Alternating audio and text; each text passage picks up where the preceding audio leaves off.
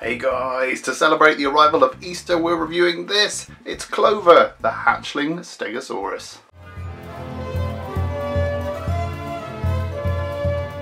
You can find the item featured in today's review and more at everythingdinosaur.com. Check out their site today. You may remember recently we reviewed Hurricane, the hatchling baryonyx, which was soccer themed and came with a miniature replica football. If you haven't seen that, link is down below.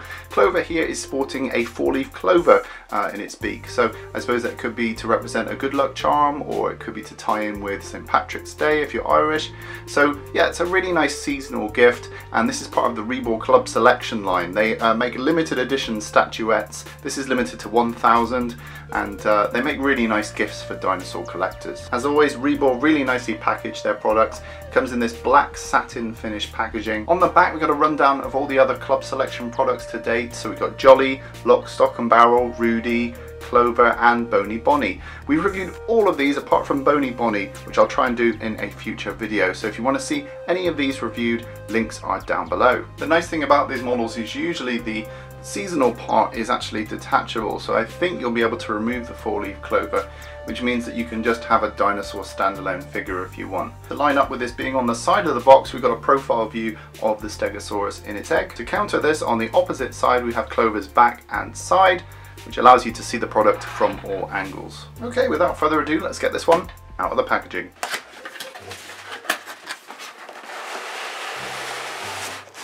As usual, Rebor provide really nice protection for their products. This comes in a nice foam-lined box, and inside you can see all the perfectly carved partitions for all the various parts. So I'm going to get these out and we can take a closer look. Okay, here's what comes in the box. We've got a little baggie containing the clover and some egg fragments. We've got the base, and the foliage is actually attached to it, and then we've got the polystone clover model. Looking at the base, you can see we've got a really nice rock finish on this area, and you can see they've done some nice airbrushing to really make it look like soil. And then we've got this really nicely finished base. It's actually made of resin, but it's made to look like it's wood or something, you know, like a wood veneer. So that's really cool. Underneath we've got this nice logo here, Rebor, Clover, Hatchling Stegosaurus, and this is number 78 of 1,000. So one of the limited edition pieces. You can see here's where the foliage attaches. There's a little bit of glue residue here on mine. I'll just take that off. That's not attached. And then you can see the fronds as they go up to the top. Now I'm assuming these are like pipe cleaner. Yeah, fronds, yeah, so they're posable. So that's actually really nice. You can get it looking just how you want it. And there's a really nice gradation from sort of a nice leafy green to a nice sort of reddish hue at the top, giving this very naturalistic look to these ferns. I mean, this looks real, but these are in fact faux little ferns.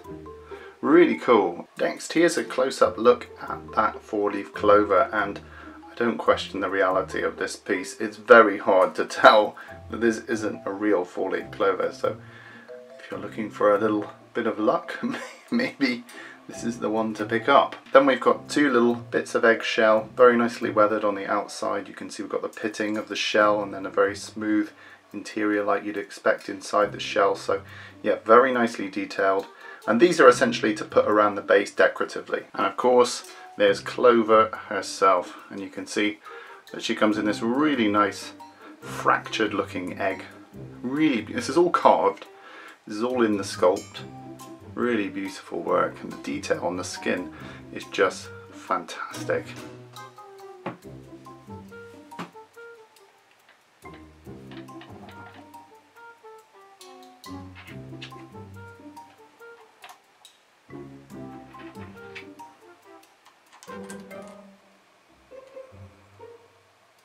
So here we have Clover fully assembled and on her display base, and I think she looks fantastic.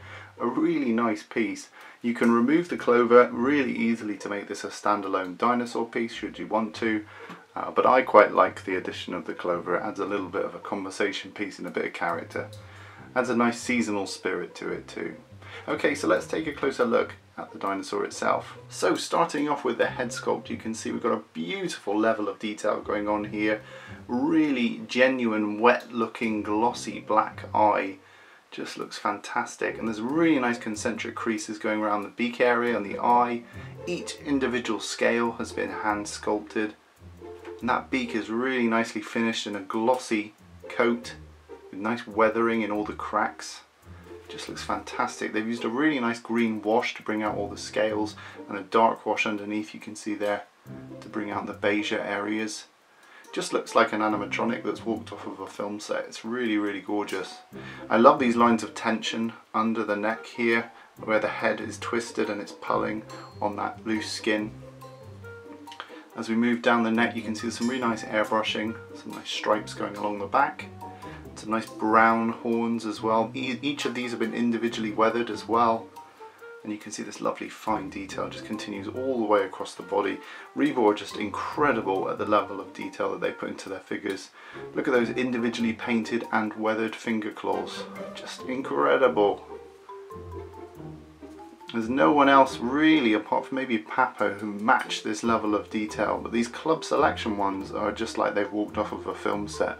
And that's what you're paying for when you get this kind of Rebor Club Selection figure. You're paying for all this extra detail. So you can see there's some lovely weathering around the top of the egg there, and then you get into these lovely sculpted fracture lines.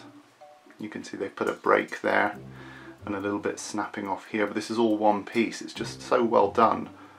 The sculpt is incredible, and I love this pitting as well. Just all looks really genuine. Let's a closer look at that egg, and then we go back up the arm to that gorgeous, genuine looking head sculpt. Just remarkable, really. Okay, so just how big is Clover? Let's whip out the tape measure. You're looking at about 7.5 inches tall, which is about 19 centimeters. In terms of the width from the egg to the tip of the beak, you're looking at just under 5 inches, so about 12-13 centimeters. And in terms of the depth, you're looking at about 4.25 inches, about 11 centimeters. The fronds themselves, they measure just over a foot, about a foot long, so about 30 centimeters. And the base, the width of the base is about 4 inches, about 10 centimeters. So there we have it, guys. That was today's look at the Rebor Club Selection Hatchling Stegosaurus. I really love the exquisite level of detail on this piece. And in fact, if you were to line up all of the hatchlings so far, I think you'd have a really lovely conversation piece, especially if you're a dinosaur enthusiast. I think in a future video I'm going to put these all together and you can see them all in a row, because they're just going to complement each other in terms of the level of detail, all the varying species, the egg shapes. I just think it will look really good with all of them in a line. And if you haven't seen the reviews for the other dinosaurs, check out the links down below so you can see all of the Club Selection figures so far. Okay guys, rate, comment and subscribe, and I'll see you in the next video. Now you've seen it reviewed, why not pick up your own at everythingdinosaur.com? Link is in the description.